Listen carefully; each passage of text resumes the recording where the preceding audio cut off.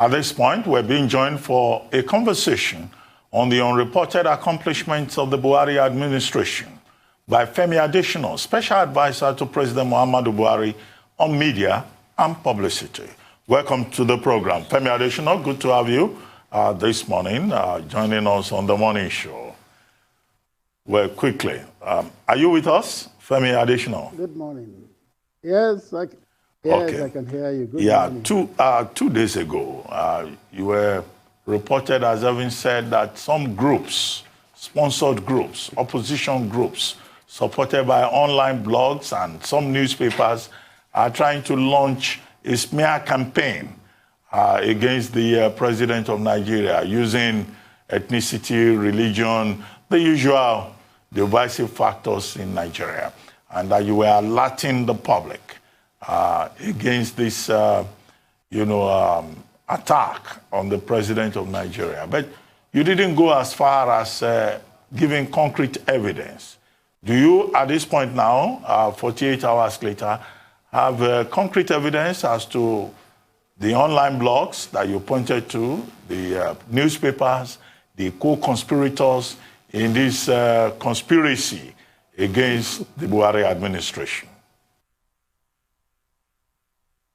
Yeah, thank you very much, and good morning, viewers. There wouldn't have been an alarm if there was no evidence in the first place.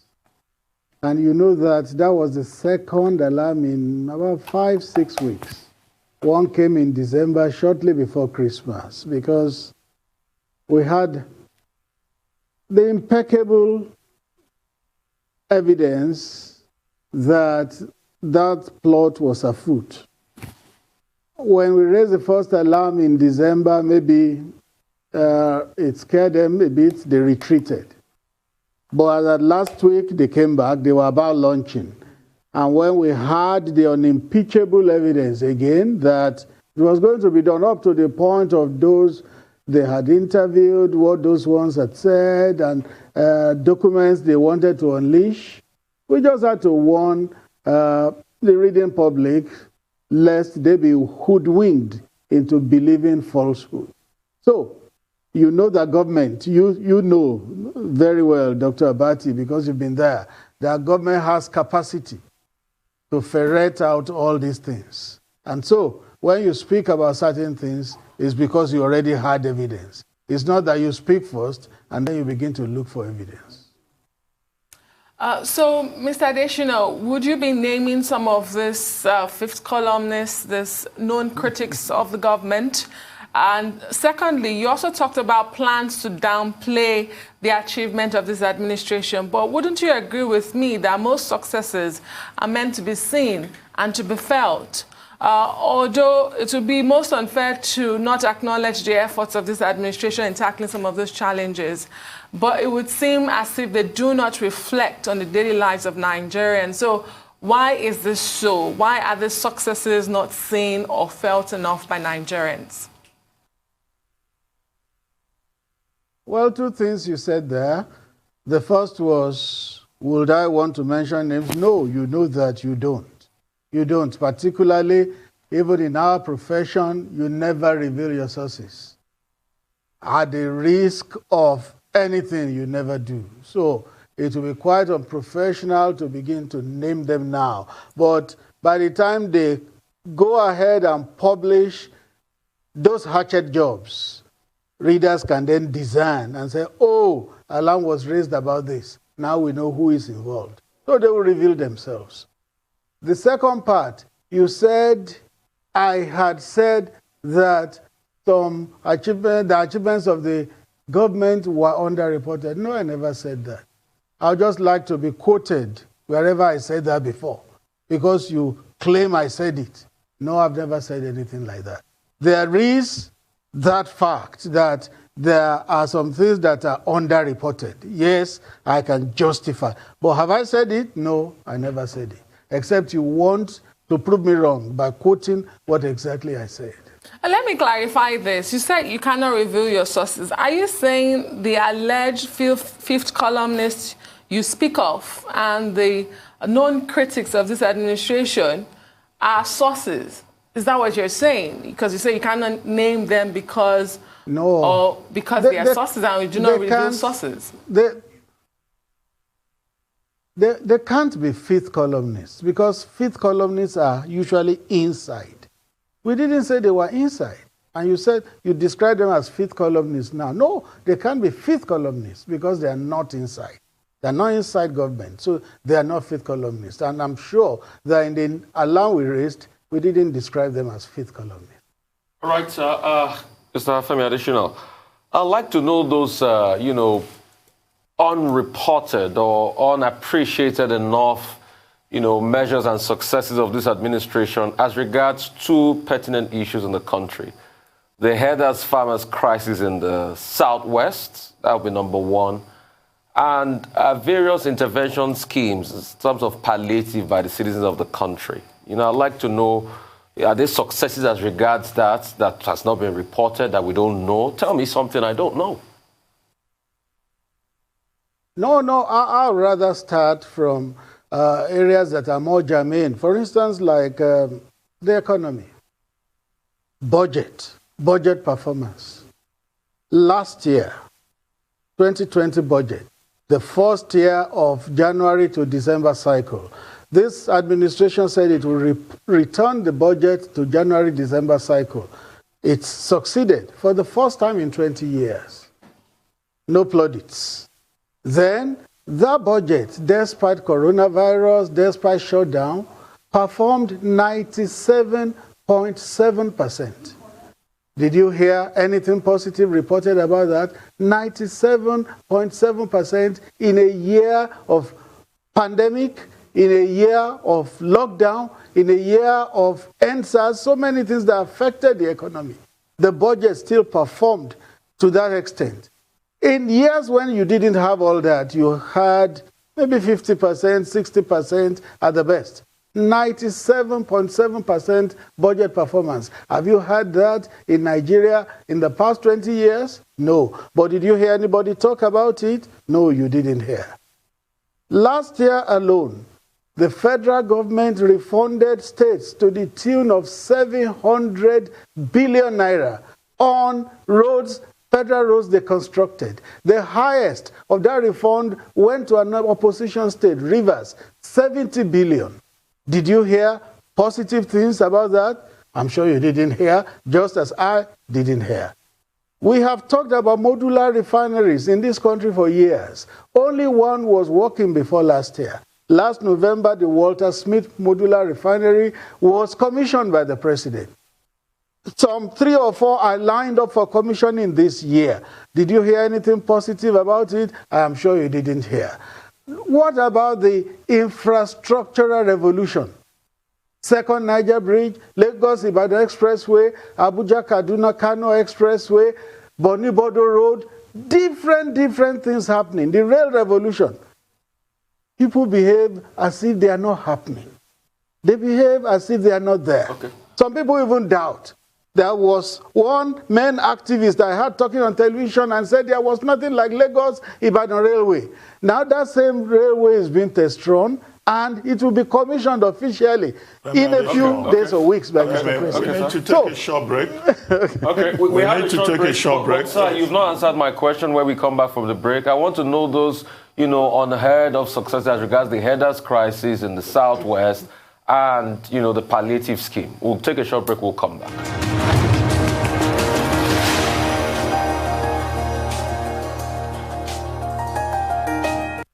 Welcome back to the morning show here on the Arise News channel. Still with us is Femi Adesina, Special Advisor to President Muhammadu Buhari on media and publicity. Well, Femi Adesina, before we went on break, Rufai here was challenging you, saying you have not yet addressed these questions, although you have listed a number of achievements. Rufai. All right.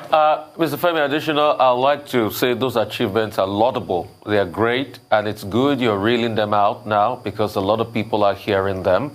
97% of budget achievement in 20 years, great. And some other things you've reeled out about the road, about the railway, and all of that. But I'd like to know, are there any other achievements that have not been mentioned that we don't know of as regards the pertinent issue in the country at the moment? That's the herders crisis in the Southwest. Another pertinent issue a lot of people are talking about is the palliatives. Is there other things that government is doing as regards these things that we do not know of and we've not heard of? Well, one thing I would like to say about specifically the Femi Adesina's issue is that it is older than those of us speaking, older than I, older than you. It has always been there. The degree may have escalated more than it was in the past, but it had always been there.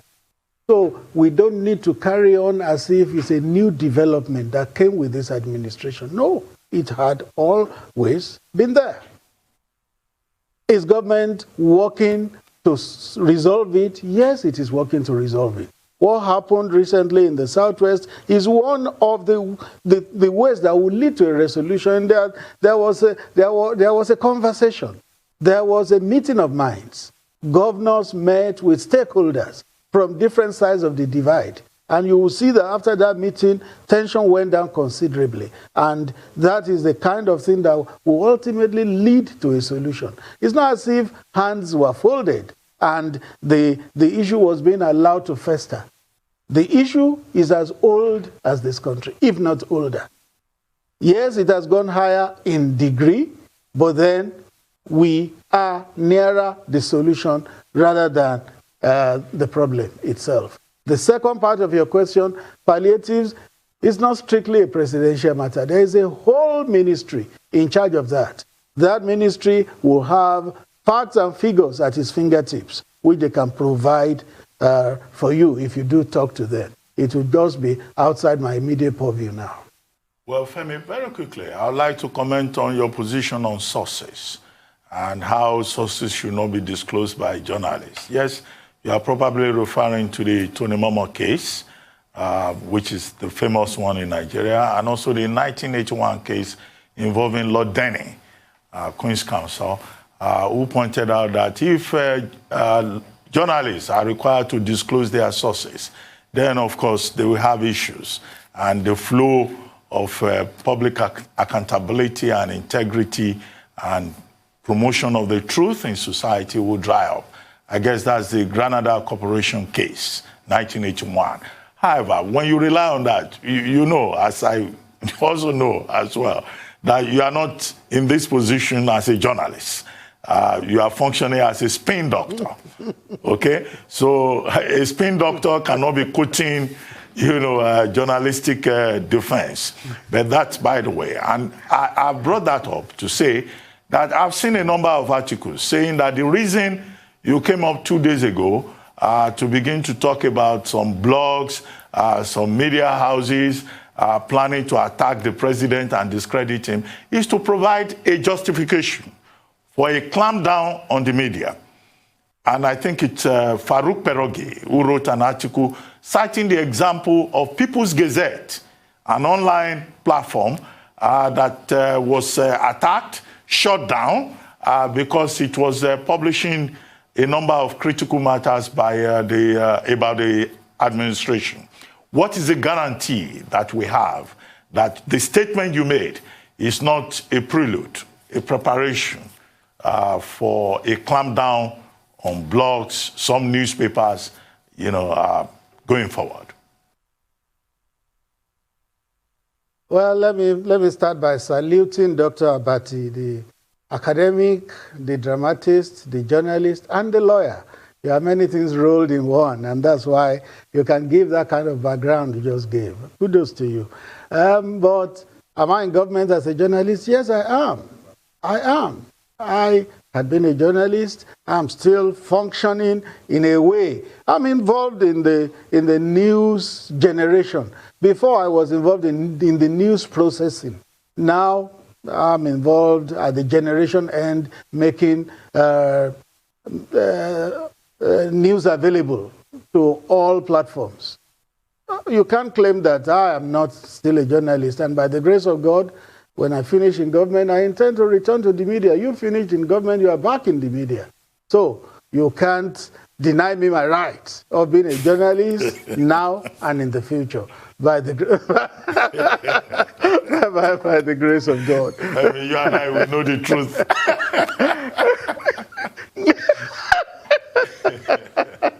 We know how it goes. So, now on your allegation that it could be a prelude to government clamping down on the media, you know that this government never clamps down on media. Never, never, never. It has never done, it is not doing, and it will never do. I can promise you that this government will never tamper with the freedom of the press, independence of the media. It will never do. If any columnist is alleging that, it's within his rights to allege whatever he wants. And the blog you mentioned, or the online newspaper, People's Gazette, that is a paper that lies every day. It has lied against me. It has lied against several people. So why should we bother ourselves with a publication that is full of lies? Well, this purported smear campaign, according to you, is to make unwary readers believe that the president has continually used the powers of his office to shield and protect an ethnic group against crimes of murder, kidnappings, rape, banditry in the country. But the administration has struggled with the perception of nepotism in appointments into offices for a very long time. A lot of people believe that this administration skews those appointments towards a particular religion, a particular ethnicity in the country. What are the efforts on ground to disabuse this mindset, this perception, and to fix it going forward in the remaining years of this administration? Thank you. I'm glad you used the word perception, because perception at times is not the totality of reality. Some people may say it is a larger percentage of reality, but it's still not the totality of reality. For instance, the belief is that most inspector generals of police have come from a certain part of the country, majority of them from a certain part of the country in the past 20 years. But somebody put the right information out just last week, which I saw online. In the past 20 years, we have had 11 inspector generals of police. And do you know what? 6 of them have come from Southwest and 5 from the North. But you will hear people saying all inspector generals are coming from the North. In fact, in the preamble to this segment of the program, I had a review that was going on. And somebody was talking about wanting to perpetuate the IG position in the North. If you had 11 inspector generals in 20 years and 6 came from the South, and 5 from the North, is there a perpetuation? But that is the mindset, which is not correct. I saw another analysis over the weekend. Chief of Defense Staff, Chief of Air Staff, Chief of Naval Staff. In the past 20 years, do you know that majority of them have been from the South? These things are available online. But when you hear people talk, oh, all these service appointments are from the North. So, it is a perception that is not quite correct in this country. And a lot of people who have believed it need to unbelieve it. It is not particularly our duty to begin to try to correct. Ours is to just put out the correct information. 2 years ago, we did a chronicle of all appointments made by the Buhari administration since 2015. Go online, you will get it. It happened that the highest number of appointments went to Ogun State. Fortunately, Dr. Bati is from Ogun State. And then followed by some other southern states. Even Katsina, where the president comes from, is one of the lowest states in terms of number of appointments. But the perception is, oh, there is a skewed appointment and the North is favored. We have released the facts and figures. Anybody that wants to believe it should study it, accept it if he wants to. Or if anybody will refuse not to accept, there's not much you can do to help that person. All right. Like you said, perception is not the totality of reality. But perception, when you look at it, is reality, because that's what people have adopted to be reality. It's for you to challenge I don't agree with that. It's for you that to... Is not, No, you are not right. It's for you to challenge it or not. Perception is not reality. Oh, what okay. is said is that perception is a larger percentage of reality. Okay. Perception cannot be reality. The jury it cannot be 100% reality because it is perception. It's perception, but that's what people have in their head and they think. The jury's out on that. But just 1 minute. Right. Let me land on this. Just 1 minute. Another perception came out recently about the Corruption Perception Index. You were quick to refute this perception, to say it's wrong. And one of the reasons they had this perception was because of an earlier question I asked you that you said I should go meet, probably the Ministry of Humanitarian Affairs to get more information on that. The disposition of the COVID-19 palliatives was a reason that Nigeria dropped on the ladder. You've refuted that.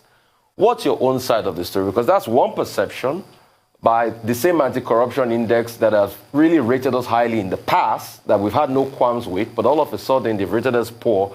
They said it's not tenable. Secondly, there's another perception out in town. That is hang on a minute. Not quite right. Okay, just hang on a minute, sir. There's another perception as regards the IG debacle. Let us know what the reality is. Will he stay? Will his position be renewed?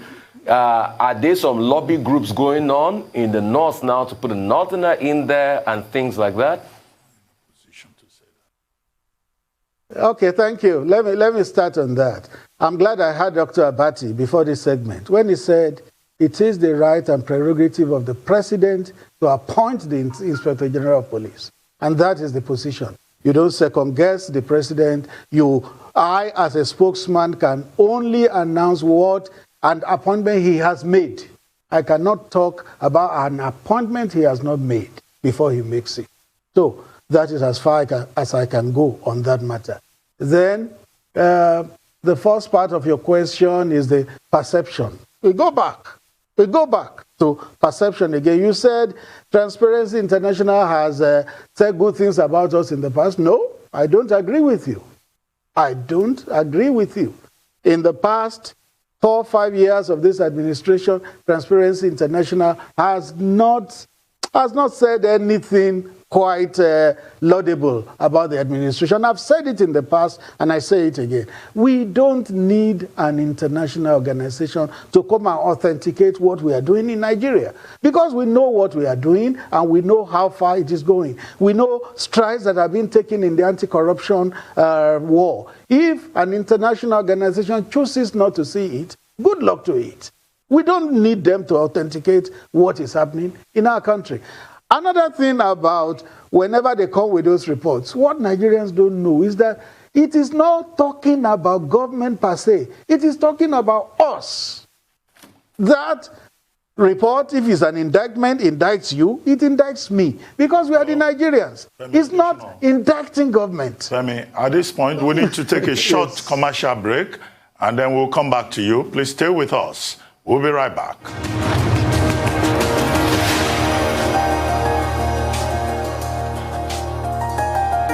Welcome back to the morning show here on the Arise News channel. Still with us is Femi Adesina, Special Advisor to President Muhammadu Buhari on media and publicity. Thank you, Femi Adesina, for staying with us. You were commenting on the perception index by Transparency International, and you are saying that perception is not just about government, it's about all of us. If you could conclude your thoughts on that before we take the next question. Yes. Thank you. Thank you for allowing me to anchor my thoughts on that. When such a perception comes about a country, there are two things. There are two ways I feel about it. One, we don't need it. We don't need an outsider to come and either authenticate or shoot holes in what we are doing in our country, because we know what we are doing. First. The second one, peradventure, we decide to accept that verdict. That verdict is not necessarily about government. It's about the country. It's about the people. Because it's the people that constitute the country. That report is not about the Nigerian government. It's about Nigeria as a country. And it is we that make up the country. It is you, it is I. So let nobody begin to gloat as if it is talking about government. It's talking about us as a people. Well, quickly, Femi, one major development is the appointment of new service chiefs. And many Nigerians have been saying, well, this is coming rather late after every Nigerian, even the National Assembly, asking for the service chiefs to be changed. And then, of course, at last. So people have been saying, finally, better late than never. Now, in your opinion, why was the president resisting popular opinion and now getting around to the same popular opinion at a time that it doesn't give him any special advantage? Because, in literature, we talk about seizing the day. He didn't seize the day. He didn't seize the moment. And secondly, what is the guarantee that these new service chiefs will make a difference? Because I've read one or two essays saying, well, what is new about these service chiefs? After all, they've been part of the system, and except something significant changes, we may not see any difference. Well, it is not at all times and in all situations and circumstances that you seize the day. Because if you seize the day prematurely, when it affects 200 million people, it is very dangerous, it is very risky. If you seize the day at a time when all you want is just public acclamation, what do you gain at the end of the day? The president is not a person that will play to the gallery. He will do what he believes is right for the country at any given time. Just as you talk about seizing the day in literature, in spiritual things, you also talk about the fullness of time. If you do things before the fullness of time comes, it may not work. But when the fullness of time comes and you do it, then the time has come. So I believe that the service chiefs were changed at the fullness of time. The second part of your question, what is the guarantee that they will perform? You and I can't give that guarantee because we are civilians. We are civilians. The president is commander-in-chief of the armed forces. He is the one who knew what he wanted to see in his service chiefs. So he knows why he appointed those people. And we need to give them the opportunity to now perform. Less than a week into the appointment, for all those essays you mentioned, yes, they are theoreticians. We can theorize however we like. But then, this is about practical. Let's give them the opportunity to demonstrate what they can do, to prove their mettle. And then we will know whether the president was right or wrong. Well, in going forward, we must always learn from mistakes we made in the past. And I wonder if there were any here, still talking about insecurity. The president had repeatedly promised to fix and tackle insecurity. What has gone wrong? What went wrong? And do you also think that there are underreported and unreported successes as regards the security situation? Thank you. I'm very grateful you asked this question. 2 weeks ago, there was an attempt to seize a military formation in Mate. I think Mate is in Borno State. If you seek to know what happened in Mate, you will give kudos to our military. Because they allowed the insurgents to come in, and the insurgents just suddenly found themselves in an ambush, and they decimated them completely. Took out all their gun trucks, I think about 6 or 7 gun trucks, and killed so many of them. Do you know that thing did not gain traction in the media? Those that reported it said the insurgents attacked the military formation. They didn't say what the military did to them. That's a practical example of underreporting what happens, even in the anti-insurgency war. You find out that when the insurgents seem to have made gains, it's played up. But when our military fights back and gains ground, people don't seem to hear about it. It's not reported. Even online, they don't celebrate it.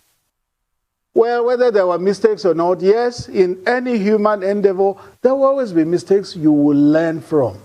If you insist that there were no shortcomings, there were no mistakes, then you are deceiving yourself.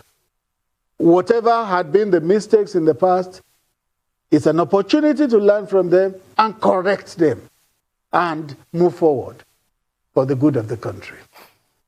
Okay, thank you so much for that, and kudos to our Nigerian military, our valiant, victorious soldiers constantly fighting to secure, our territories and our borders. But I want to ask you this. The president, June 12th, a couple of years ago, said that he was going to bring people out of poverty in the country. But since he said that, if you check a website, you might call it perception, worldpovertyclock.io, it shows that a lot of Nigerians are still living in poverty. What's your take on that? Yes, what the president said was that in 10 years. He said that on June 12, 2019. So it's even barely 2 years. And of course, the president can only do that for about 4 years. And those 4 years remain just about 2 years. So it shows that it is not something that will be completely accomplished by this administration. But he will start. And succeeding administrations will build on that till we get to where we are going. It's not something that will be achieved or attained in one fell swoop. It's a progression.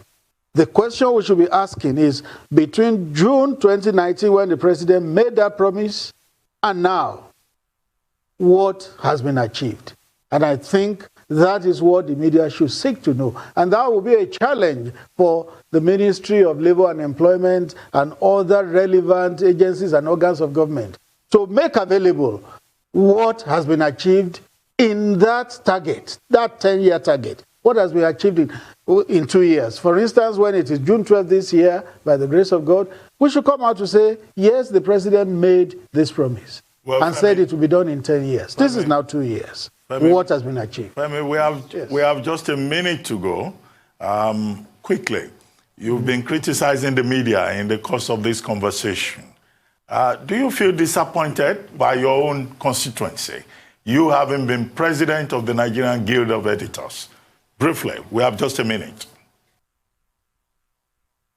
No. I would not agree with you that I have been criticizing the media. Rather, I have been assessing the media. Criticism is your word and not mine. I've been assessing. I've been assessing the media. Okay, there are pluses and there are minuses. Yes. Anyway, there are pluses and there are minuses. Thank you. Anyway, I know what I'm talking about, having been there. Anyway, thank you very much, Femi Adesina, for joining us this morning.